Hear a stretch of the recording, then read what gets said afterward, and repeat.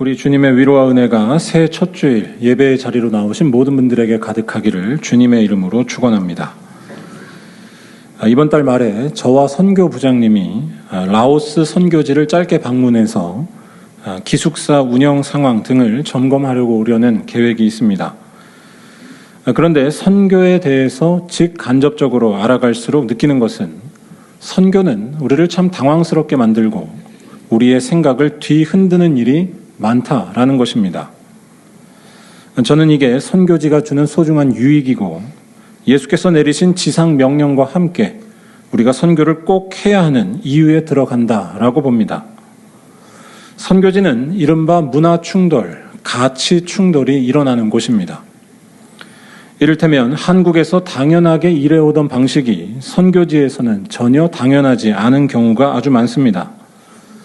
한국 사람들처럼 효율을 중요시하는 사람들이 없을 텐데요. 어떤 경우 선교지에서는 효율이 절대적이지 않기도 합니다. 약속 시간이 됐는데도 나타나지 않으면 우리 같으면 말도 안 된다라고 생각하며 성질을 내기 쉬운데 선교지는 그렇게 하기가 참 어렵습니다. 늦은 사람이 한참 뒤에 웃으면서 나타나 약속 시간보다 더 중요한 것이 있었기 때문에 늦었다라는 이야기를 천연덕스럽게 아무렇지 않게 하기도 합니다. 가족, 마을, 관계, 전통 등등 여러 가치들이 효율 못지않게, 아니 때로는 효율보다 훨씬 더 중요하게 자리하고 있고 그게 전혀 이상하지 않다라는 것입니다. 여전히 우리 입장에서는 이해가 잘 안 되고 좀 이상한 사람들이라 생각하게 될지 모릅니다. 그런데 지금 드리는 이야기는 시간 약속 같은 것을 아예 무시한다는 것이 아니라 그것 못지않은 일들이 있고 그러한 가치들이 자연스럽게 자리 잡은 문화와 배경이 있다는 뜻입니다. 선교지에 직접 가보시면 이런 말을 대번에 이해할 수 있습니다. 오히려 우리들을 이상하게 볼 가능성이 큽니다. 그래서 선교사님들은 몸도 힘들지만 속으로 골병 나기가 쉽습니다. 이 전혀 맞지 않는 사회, 잘 이해되지 않는 곳에서 살아남아야 할 뿐만이 아니라 거기에 있는 사람들을 사랑해야 하기 때문입니다. 저는 이런 일 비슷한 것을 선교지는 아니지만 겪었었던 잊을 수 없는 경험이 하나 있습니다. 좀 사소한 일처럼 보일 수 있지만 사소한 일이기에 더욱 확실하게 인상을 남겼는데요. 영국에서 만났던 영국 목사님들과의 일이었습니다. 친하게 지냈던 영국 목사님 부부와 가는 방향이 같아서 같이 기차를 타고 가는 중이었습니다. 이런저런 이야기를 하다가 남편 목사님이 본인 가방에서 과자 봉지 하나를 꺼내 썼습니다. 제가 바로 맞은편에 아주 가깝게 앉아 있었는데 그때 제가 자연스럽게 기대했던 모습이라고 할까요? 이른바 한국식으로 자연스럽게 들었던 생각이 있었습니다.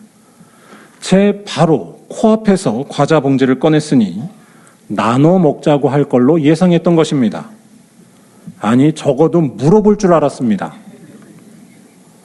여기서 저에 대해 세상 물정을 너무 모른다거나 먹을 것에 예민한 사람처럼 보지 마시기를 바랍니다. 이때의 상황은 전혀 그런 것이 아니었습니다. 여러분도 다 그랬을 것입니다. 마치 뜨거운 물 앞에 찻잎이 있으면 뜨거운 물에 그 찻잎을 넣어 우려 마시는 것을 자연히 생각하게 되는 것과 비슷한 상황이었습니다. 그런데 이 중년의 영국 목사님이 어떻게 하셨을까요? 제가 바로 코앞에 앉아 있는데 혼자서 그 과자를 맛있게 다 까먹었었습니다. 심지어는 물어보지도 않고 저를 쳐다보면서 과자를 하나씩 다 꺼내서 혼자 맛있게 먹던 그 모습이 지금까지 잊혀지지 않습니다. 이런 말씀을 드리는 이유는 제가 못 먹은 게 아쉬워서가 아닙니다. 그때 그 목사님의 자연스러웠던 표정이 어딘가 완전히 다른 세계에 대해 저에게는 이상한데 다른 이에게는 전혀 그렇지 않은 세계를 느끼게 했습니다. 영국에 좀 더 살다 보니까 그때 그 목사님이 왜 그랬는지 많은 이유들이 자동으로 느껴졌습니다. 첫째, 제가 달라고 한 적이 없었고, 둘째, 먹을 것을 나누는 것은 다른 사람의 몸 상태, 알러지 등을 고려해야 하는 신중한 문제라는 것. 셋째, 자기 음식을 자기가 먹는 것은 하나도 이상하지 않다는 자연스러운 문화였습니다. 아까 비유한 찻잎 우리는 걸로 말하자면 뜨거운 물에 넣지 않고도 찻잎을 먹을 수 있다는 걸 뒤늦게 알게 된 것입니다. 다시 말해 이와 같은 일들, 특히 선교지에서 벌어지는 이러한 일들은 우리들의 생각과 믿음을 해체시킵니다.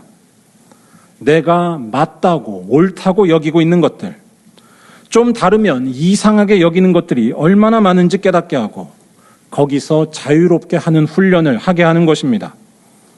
그러면서 정말로 붙잡아야 할 것이자 다른 모든 것들을 당연하지 않게 만드는 그 절대적인 능력에 집중하게 합니다. 곧 예수 그리스도에 대한 집중입니다. 과자를 나눠 먹느냐 아니냐, 그걸 지켰는지가 그 사람의 인생의 구원의 기준이 아닙니다. 시간 약속의 철저함이 아무리 소중해도 참된 평화를 가져다 주지 못합니다. 곧 하나님께 이르는 일은 예수께서만 주신다는 것입니다. 아니, 자기 기준에 대한 그 사랑이 지나치면 오히려 우리는 예수마저 당당하게 죽일 수가 있습니다. 예수만이 우리를 온전케 한다는 것에 눈을 뜨는 것이 믿음입니다. 여기에서 그렇다고 시간 약속이나 과자를 나눠 먹는 것 같은 우리들에게 필요한 일들에 대해 무시하거나 소홀히 여긴다는 뜻은 아닙니다. 그건 각자가 알아서 열심히 책임져야 할 일입니다. 무엇보다 예수 안에서 참된 자유를 얻을수록 이러한 의무와 책임은 어떤 것이든지 더 신나고 자유롭게 뭐든지 할 수 있습니다. 내 기준에 매이지 않기 때문입니다. 중요한 것은 내게 당연한 율법이 아니라 십자가의 그리스도만이 우리를 구원하시는 하나님의 능력이라는 것에 눈을 뜨는 것입니다.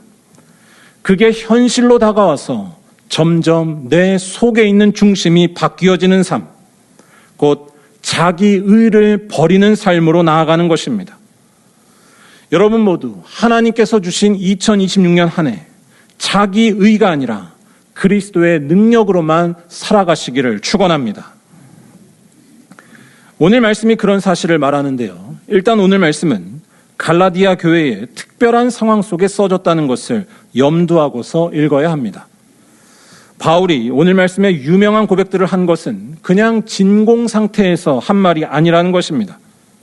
특별한 상황을 배경으로 말한 것이라는 이 점을 잘 인식해야 바울이 말하려던 진짜 이야기에 집중하게 됩니다. 곧 자기에게만 당연한 기준을 고집하면서 자기와 다른 사람들을 차별하던 고약한 유대인 그리스도인들에게 소리친 것입니다. 쉽게 말해 그들을 향해 멋이 중한데를 외치면서 복음의 중심을 정확하고 바르게 세우려 한 일이었습니다. 잘 보시길 바라는데요. 일단 기독교가 처음 역사에 등장한 후 교회를 이루는 주요 멤버들은 다 유대인들이었습니다. 여러분, 기독교가 유대교의 울타리에서 벗어난 것이 정확히 언제라고 보시나요? 기독교는 언제 어디서 날짜 정해서 칼같이 유대교에서 벗어난 것이 아니었습니다. 또 처음부터 완벽한 체계나 교리를 갖고 등장한 것도 아니었습니다. 제 말은 초창기 기독교에서 유대교는 너무나 자연스러운 울타리이자 쉽게 분리하기 힘든 바탕색 같은 것이었다는 사실입니다. 유대인들이 처음 교회를 이루는 구성원들의 대부분이었다는 것이 그런 사실을 말해줍니다. 이런 유대인 그리스도인들은 예수를 믿되 당연히 자기 삶의 배경 속에서 믿을 수밖에 없었습니다. 곧 유대인들에게 있어서 태어났을 때부터 매우 자연스러웠던 것, 율법을 삶의 중심으로 삼는 것이었습니다. 일단 기억해야 할 것은 이 율법은 근본적으로 나쁜 것이 아니란 사실입니다. 율법은 개인과 공동체를 안전케 하고 모두가 건강하게 살게 하는 데 필요한 선한 것입니다. 하나님께서 유대인들에게 율법을 주신 것은 선한 목적으로 곧 생명과 평화를 누리며 살게 하기 위해서였습니다. 이를테면 시체를 가까이 하면 부정하게 된다라고 말하는 계명 같은 경우 괜한 명령과 규정을 내리신 것이 아니라 근본적으로 이스라엘 공동체를 잘 지키기 위해서였습니다. 시체를 처리하는 일이 쉽지 않았던 고대 시절, 시체를 접촉한 사람을 통해 병균 같은 것이 퍼지는 것을 막기 위해 일종의 격리 기간을 갖도록 한 것이었습니다. 또 할례도 그런 위생의 차원이 있었고 살인하지 말라, 거짓 증거하지 말라 등등 이 모든 계명들도 다 마찬가지였습니다. 사람들에게 선한 일을 이루시려는 하나님의 뜻과 은혜가 담긴 것이 율법이었습니다. 그렇기에 이러한 율법을 주신 하나님께 대해 경배드리고 그 율법을 지키려 하는 것은 너무나 필요한 일이었습니다. 뭐라고 할까요? 이러한 이스라엘 사회에서 율법은 안 지키는 것이 이상한 매우 당연하고 좋은 일이었습니다. 바울도 이러한 사실을 모르지 않았습니다. 사도 바울을 율법을 무시하고 폐기해버린 사람처럼 극단적으로 오해하는 경우가 종종 있는데 바울은 그런 사람이 아니었습니다. 유대인 중에 유대인이며 율법이 하나님의 은혜라는 것에 대해 잘 알았던 바울은 율법을 무시하지 않았습니다. 그가 교회 내에서 규정과 질서를 어지럽히는 것에 대해 극히 경계하고 경고했던 모습이 그런 바울의 모습을 느끼게 해줍니다. 율법이 필요한 우리 인간의 삶에 대해 인정한 것이 바로 바울이었습니다. 쉽게 말해 혹시 여러분 교회 안에 직분과 제도 같은 것은 필요 없다고 생각하시는 분이 계신가요? 그런 순진한 분들이 계실지도 모르겠습니다. 그런데 직분이나 제도는 그냥 생겨난 것이 아닙니다. 교회 조직을 건강하게 지켜나가고 모두가 모였을 때 벌어지는 여러 가지 일들을 하나님의 뜻에 맞게 이루기 위해 여러 과정과 역사를 거쳐 찾은 적절한 방법 중에 하나가 직분과 제도입니다. 그 직분과 제도 등은 다 하나님께서 베풀어 주신 일종의 은혜, 하나의 율법이라고 고백해야 합니다. 다만 바울이 강조하려 한 것은 그러한 율법들을 존중하되 목숨처럼 신앙할 수는 없다는 것이었습니다. 정확히 말해 사람이 의로워지는 일은 이러한 율법을 지키는 데에서 가능하지 않다는 것에 대해 분명히 깨어있고자 한 것이었습니다. 바울은 순진하지 않았습니다. 그는 지극히 현실주의자였습니다. 곧 우리 영혼이 참으로 자유를 얻고 그 어디에서도 맛볼 수 없는 생명과 평화를 누리는 길이 전혀 다른 데 있다는 것을 놓쳐버린다면 기독교는 붕괴된다는 것이었습니다. 바로 예수의 십자가만이 우리를 하나님과 화목하게 하며 그리스도의 죽음만이 우리가 스스로 생산해낼 수 없고 이룰 수 없는 구원을 가져다주는 하나님의 은총이라는 사실입니다. 즉 이 예수의 십자가 앞에서는 우리가 나도 모르게 갖게 되는 율법에 대한 믿음이 해체되고 맙니다. 율법을 지켜야지만 깨끗한 사람이 되고 세상에서 인정받아야지만 인생이 잘 된다는 생각, 곧 구원을 이룬다는 생각이 다 해체되는 것입니다. 율법이 필요 없다거나 중요하지 않다는 것이 아니라 율법에 대해 오해하면 안 된다는 것입니다. 위생 건강을 지키는 도구가 구원의 능력이 될 수는 없기 때문입니다. 동시에 율법을 초월하고 완성하는 복음의 핵심을 정확히 알아야만 기독교를 바로 세운다는 것입니다. 곧 십자가에서 나타난 하나님의 은혜에만 기대는 것입니다. 다시 오늘 말씀 상황으로 돌아가면 이러한 율법이 너무나 자연스러웠던 초창기 기독교인들, 유대인 그리스도인들은 교회 안에서 어느 날부터 참을 수 없는 이들을 마주하게 됩니다. 곧 율법을 전혀 모르고 완전히 다른 문화 속에 살았던 이방인 출신 그리스도인들이었습니다. 갈라디아서 전체를 보면 알 수 있지만 이 이방인 그리스도인들에 대해 소위 교회 토박이들, 많은 유대인 그리스도인들은 폭력적으로 행동했습니다.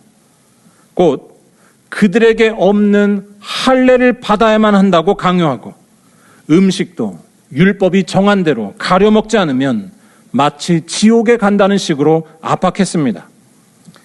이때 이들의 강압적인 분위기가 얼마나 심했는지는 오늘 말씀 바로 앞에 나오는 이야기, 베드로가 안디옥에서 이방인들과 함께 식사를 했을 때에 대한 이야기를 통해 거꾸로 잘 느낄 수 있습니다. 12절에서 베드로는 이방인과 함께 교제하며 식사를 했는데 갑자기 예루살렘에서 온 유대인들이 들이닥치자 두려워서 자리를 피했다고 나옵니다. 쉽게 말해 율법을 중시하던 유대인 그리스도인들이 몰려와 베드로, 너가 저 이방인과 같이 율법에 어긋난 부정한 것을 먹어. 그럼 너도 나쁜 놈이야. 이런 식으로 몰아갈 것을 염려해서 이방인과 식사 중에 피한 일이었습니다. 이때 바울은 이러한 베드로를 향해 위선을 행했다며 강력하게 비판합니다. 곧 율법이 모든 참된 것의 기준이 되는 상황이었습니다. 이런 상황에서 유대인 그리스도인들이 같은 교회 안에 있는 이방인 그리스도인들을 향해 이른바 옳은 말로 얼마나 차별하고 멸시했을지는 안 봐도 비디오입니다. 그런데 바울은 반대로 이런 유대인 그리스도인들에 대해 참을 수 없어 했습니다. 바울이 참을 수 없었던 것은 단지 사람을 괴롭히고 차별하는 것 때문만이 아니었습니다. 지금의 이 상황은 기독교의 근본을 흔드는 일이었습니다. 아니, 복음을 오해하게 되니까 예수께서 주시는 생명과 평화, 자유와 안식이 나오지 않고 폭력과 파괴, 자기 집중에 따른 차별과 상처가 그 결과로 나오는 것이 아닐까요? 바울은 오늘 말씀에서 분명히 말합니다. 우리는 율법에 대한 믿음으로 사는 것이 아니라는 것입니다. 우리는 하나님의 아들을 믿는 믿음 안에서 사는 것이라는 사실입니다. 율법이 아무리 좋은 것이어도 그 좋은 것에 대한 믿음이 우리를 하나님께로 인도하는 것은 아니라는 말씀입니다. 거칠게 말해서 하나님께서 바라시는 바 율법을 완벽하게 지키는 것 자체가 우리에겐 불가능합니다. 로마서에서 바울이 말한 것처럼 율법을 알면 알수록 지키지 못하는 모습을 발견하게 됩니다. 또한 율법을 지키는 일은 그 목적대로 우리로 하여금 하나님께 순종하는 모습으로 이끄는 것이 아니라 자기 자신을 높이는 일로 변질되기가 쉽습니다. 율법을 열심히 다 지켰는데 하나님이 아니라 지독한 자기 사랑만이, 자기 자랑만이 남는 것입니다. 곧 율법의 의는 우리를 결국 하나님과의 화평으로 인도해내지 못합니다. 율법의 의에 빠질 때 결국 남는 것은 하나님이 아니라 고집이고 자기 만족이며 끝없는 불안과 허망함입니다. 어쩌면 유대인 그리스도인들이 이방인 그리스도인들에게 아주 폭력적으로 신경질적으로 반응했던 것은 무의식적으로 자리 잡았던 이러한 불안과 허망함 때문은 아니었을까요? 이러한 상황에서 율법에 대해 알지도 못하는 이방인들에게 율법을 강요한다는 것은 문화폭력을 넘어서 결국 이방인들을 죄인으로 만드는 일에 불과했습니다. 곧 율법에 대해 착각하고 오해하고 있던 것입니다. 율법이 아니라 우리를 위해 자기를 버리신 하나님의 아들을 받아들이는 것만이 우리를 하나님께로 인도해내는 줄로 믿습니다.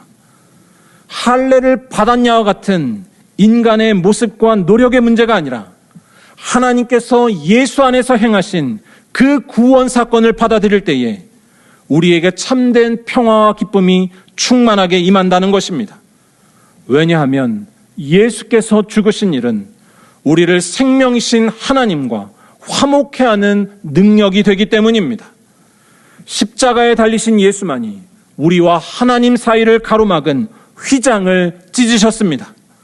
예수만이 우리의 끝없는 불안을 채우실 수 있고, 예수만이 아픔 중에도 위로하실 수 있고, 예수만이 절망 중에도 평화를 주실 수 있다는 것입니다.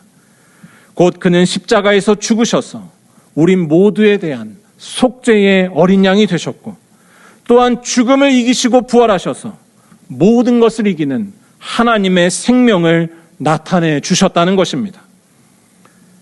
다시 말해 율법을 완벽하게 지킬 수도 없고 결국 자기 사랑과 불안, 고집에만 빠지는 우리들에게 있어서 하나님과의 단절된 거리를 극복하는 방법은 하나밖에 없다는 것입니다. 우리를 사랑하사 자기 자신을 버리신 하나님의 아들 예수를 믿는 믿음이고, 그 은총을 받아들여 이제는 내가 사는 것이 아니라 오직 내 안에 그리스도께서 살아 계시는 것입니다. 우리들의 중심에 그리스도께서 행하신 일이 가득 채워지는 것입니다. 뭐라고 할까요? 사랑에 빠진 사람에게는 보이지도 않는 그 사랑이 부인할 수 없는 현실이 되는 것처럼 예수가 우리 삶의 현실이 되는 것입니다. 더 정확히 말하면 사랑에 빠진 사람에게는 사랑 외의 다른 것들은 다 작아지고 자기 자랑도 자기 기준도 별로 중요하지 않게 되듯이 예수에 대한 관심으로만 영혼이 가득 채워지는 것입니다. 그러한 모습에서 내 기준과 고집은 작아질 수밖에 없습니다. 그러한 모습에서 선한 삶의 열매가 나올 수밖에 없습니다. 자기 기준에 매이지 않고 예수께서 바라시는 바에만 자연히 끌리기 때문입니다. 예수 따라 자기를 다 버리면서 남을 섬기는 것입니다. 오직 내 안에 그리스도께서 살아 계시는 것입니다. 사랑하는 여러분, 2026년 하나님께서 선물로 주신 이 한 해, 여러분들은 어떻게 사실 건가요? 내 안에 그리스도가 아니라 내 자랑과 업적만 채워있는 삶에서 해방되시기를 축원합니다. 우리를 하나님께로 인도하시는 유일한 분, 하나님의 아들 예수를 믿는 믿음으로 오직 그리스도께서 내 안에 살아계시는 복되고 귀한 삶이 되시기를 바랍니다. 자기의 의를 따라 사는 것이 아니라 자기를 다 버리고 예수를 따라서 이웃을 섬기며 살아가는 것입니다. 바라기는 하나님께서 선물로 주신 이 2026년 오직 예수 그리스도만이 가득한 삶으로 나아가는 말리언교회 모든 성도들이 다 되시기를 주님의 이름으로 축원합니다. 기도드리겠습니다.